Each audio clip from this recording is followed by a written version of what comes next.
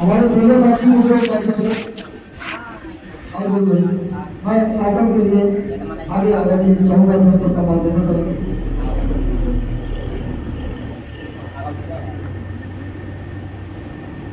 जैसे कि हम सभी लोगों को विषय तो विदित है ही, लेकिन विषय के अंतर्गत एक महत्वपूर्ण चीज आती है कि इस विधानसभा के अंदर मिश्रा जी जानकारी है इस विधानसभा में बूथ कितने हैं? टोटल विधानसभा ब्लॉक में ब्लॉक में 70 मंडलम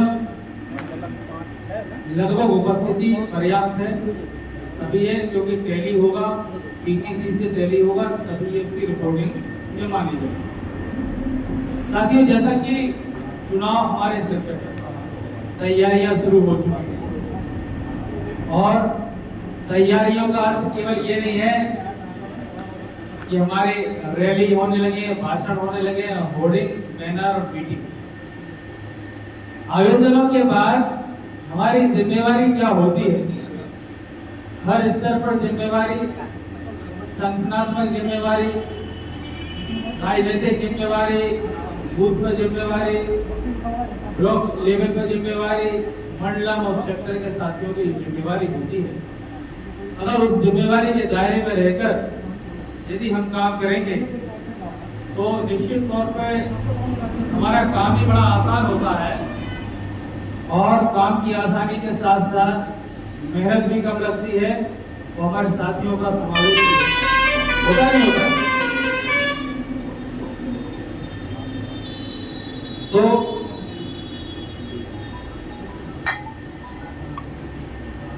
जैसा कि आप देख रहे होंगे, इस बार जब कोई राजनीतिक दल होता, वो राजनीतिक दल रहता है जिसका संगठनात्मक ढांचा रहता है ना।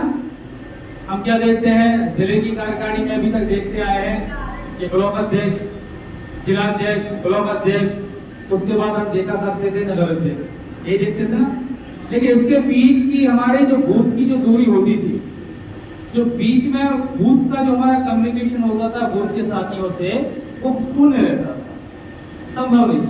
भौगोलिक दृष्टिकोण से देखिए आप कि यदि एक ब्लॉक के अंदर मान लीजिए 50 बूथ है, तो क्या संभव है कि एक ब्लॉक अध्यक्ष 50 बूथ के साथियों तक जा सकता है? क्या संभव है? क्या संभव है?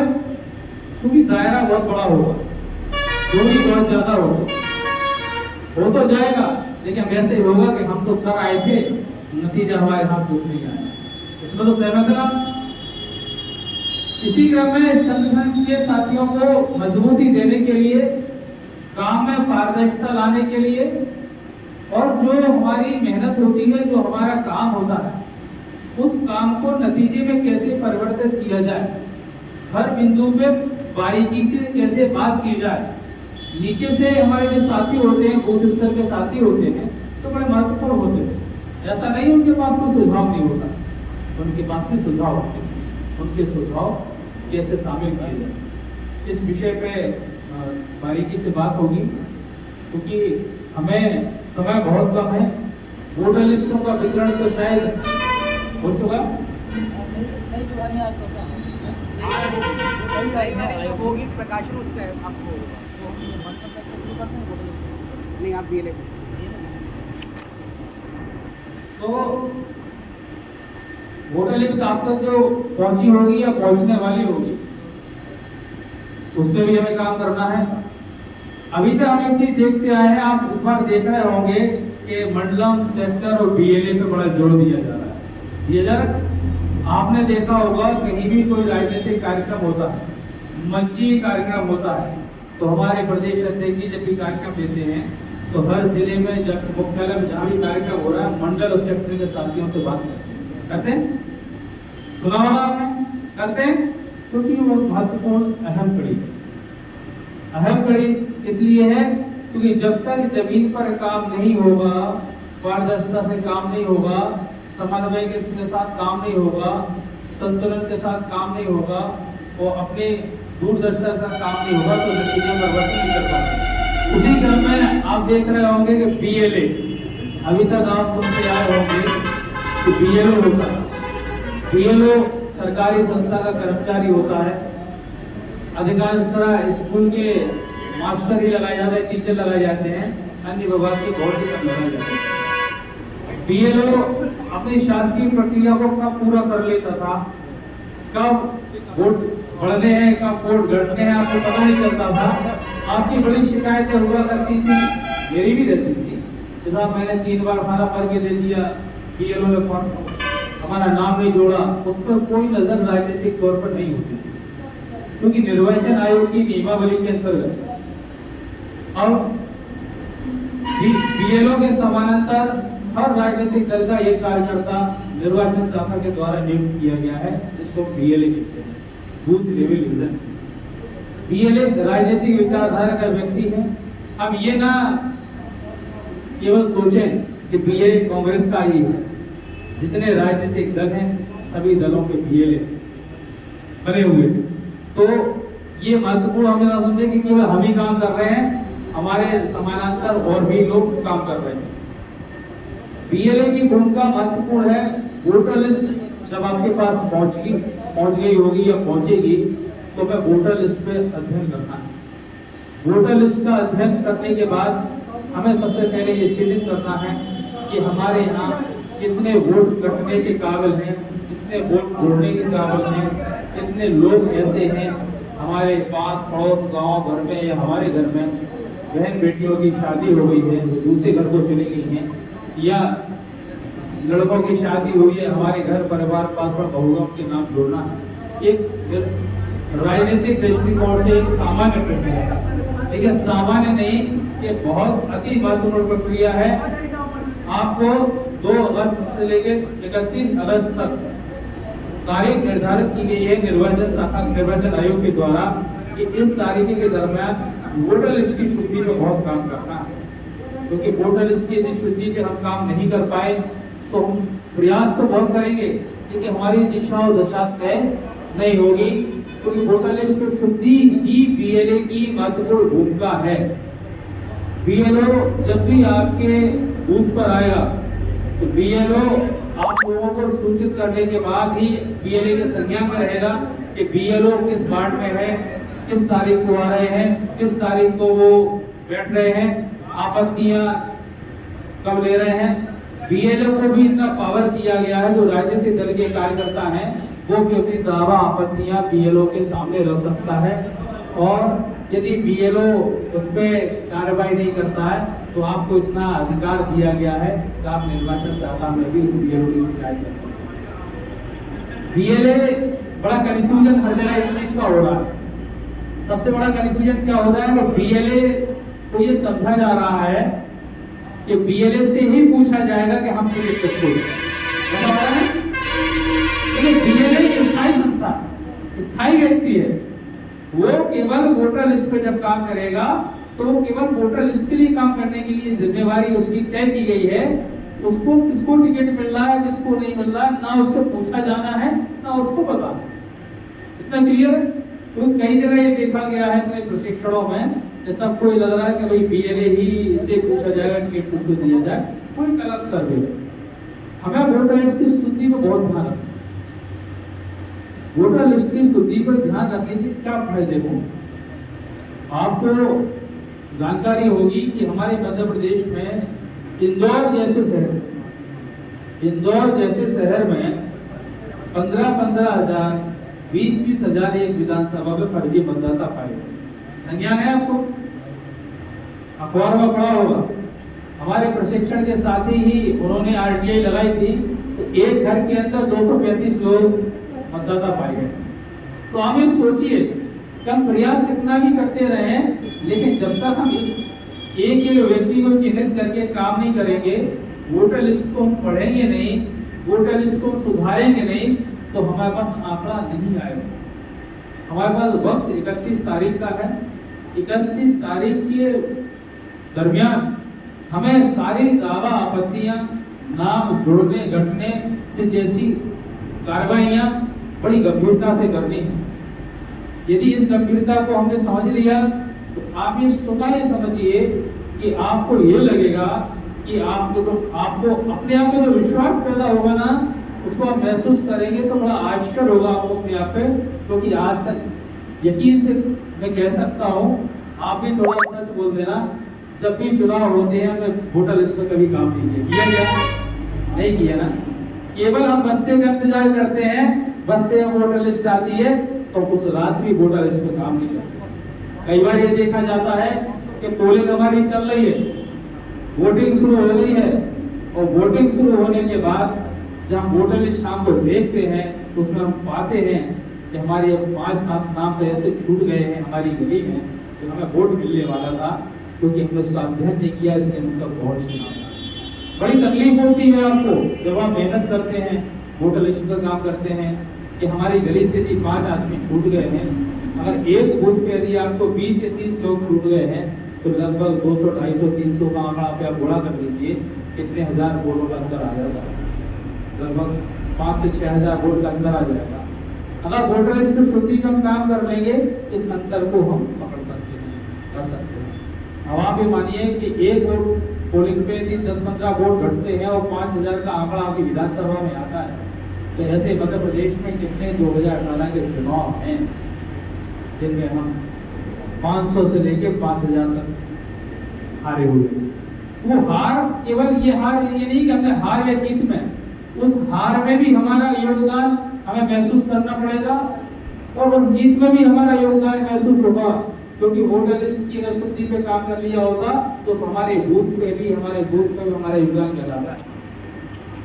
साथियों, बड़ा महत्वपूर्ण, बड़ा जिम्मेवारी वाला काम है, क्योंकि इसी काम की बुनियाद पर ही पूरा हमारा 2023 का चुनाव टिका हुआ है। उसी बुनियाद के आधार पर ही हमारी जो हम कहते हैं ना, मन में एक सपना सजो है कि सरकार हम बना रहे हैं।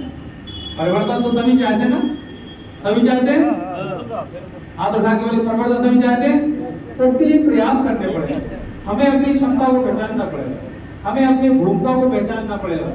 अगर हमने अपनी भूमिका को पहचान लिया, हमने केवल दिया हुआ काम कर लिया, क्योंकि हमने राजनीतिक व्यवस्था को चुना है ना।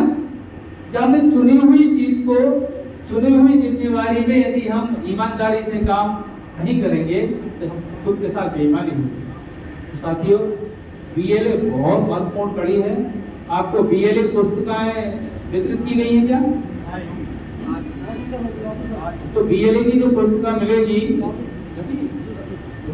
बीएलए की जो पुस्तिका मिलेगी, उस पुस्तिका को आपको कम से कम 2-2, 3-3 बार पढ़ना भी है और उसका अध्ययन भी करना है। ऐसी आपको किताब मिलेगी, इसमें सारी नियमावली निर्वाचन आयोग के द्वारा दी गई। ये किताब आपको बड़ी जिम्मेवारी से रखना है और 2-3 बार पढ़ना है। और पढ़ने के बाद जब आप इसको करेंगे तो आपको अपने अधिकार समझ में आ जाएंगे। इसको पढ़ेंगे तभी आप बहुत अच्छे से काम कर पाएंगे। हम बड़ा आसान मानते हैं, अभी तक ये कहते थे कि हमारा पन्ना प्रभारी नहीं, यही कहते थे ना, है ना?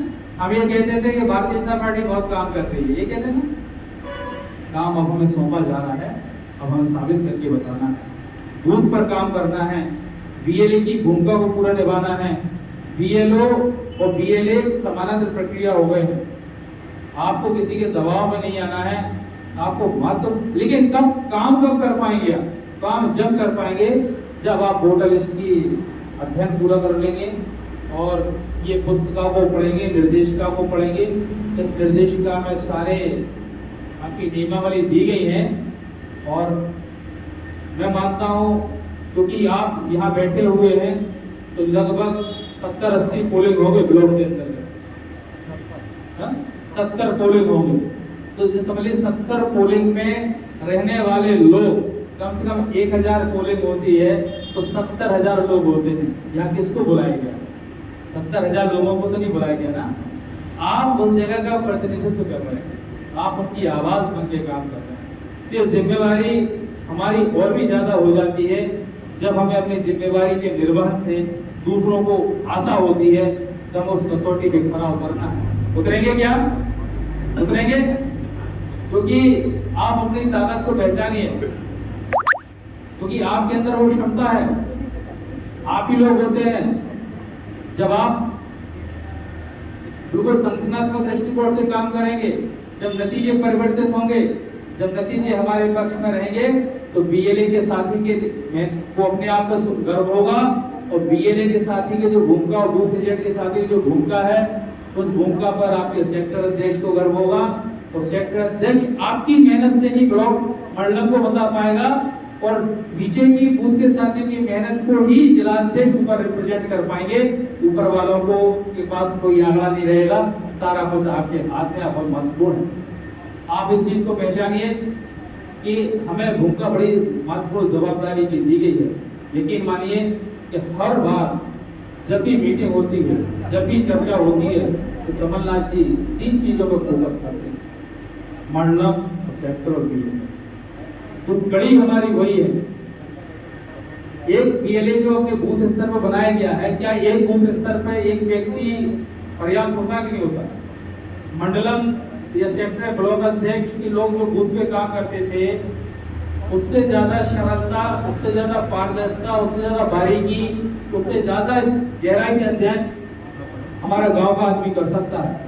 जब वोटर लिस्ट का काम होता है, बीएलए की अगली ही कड़ी में जो है आपके पन्ना प्रभारी तय हो जाते हैं। जब काम बढ़ जाता है तो काम बढ़ते हुए नतीजे भी हमें मिलते हैं। मिलते नहीं मिलते? मिलते हैं। इसको आप मानते हैं कि मानते? तो हमें अपनी भूमिका को बड़े उससे निर्वहन करना है और बड़ी बारीकी से काम करना है।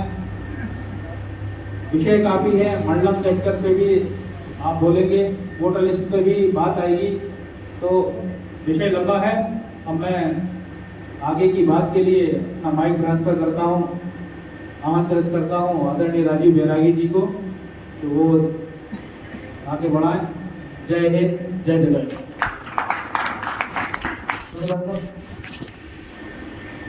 हमारे बीच में वरिष्ठ नेता, सबके मार्गदर्शक आदरणीय विधायक शुक्ला जी सबके बीच में बुलाए। मैं चाहूँगा आप सबका भी स्वागत करें। हमारे बीच में जो और हमारे संरक्षक रूप में बनाए गए राजीव बैरागी साहब, संतोष मिश्रा जी जिला हमारी मतदाता सूची पर शिक्षण, उनका भी स्वागत करता हूँ। मैं चाहूँगा आदरणीय सबके मार्गदर्शन करें।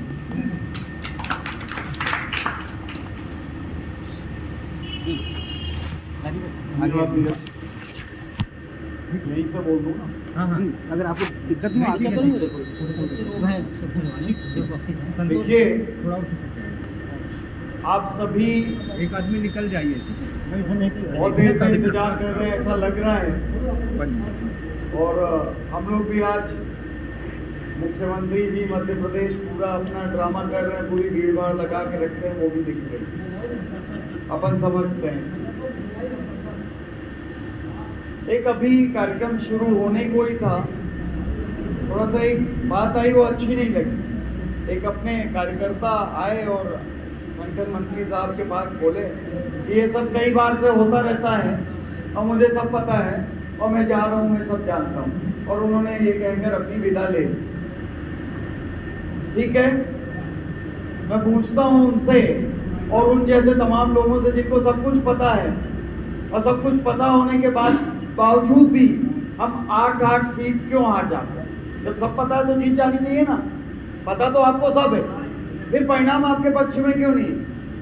पता तो हमको ये भी है कि हम रोज सुबह पानी पीते हैं, लेकिन उम्र के 25 साल बाद पता चलता है कि नहीं, सुबह गुनगुना पानी पी लेना चाहिए, पानी में थोड़ी सी हल्दी डाल लेनी चाहिए, खाने के तुरंत बाद पानी नहीं पीना चाहिए।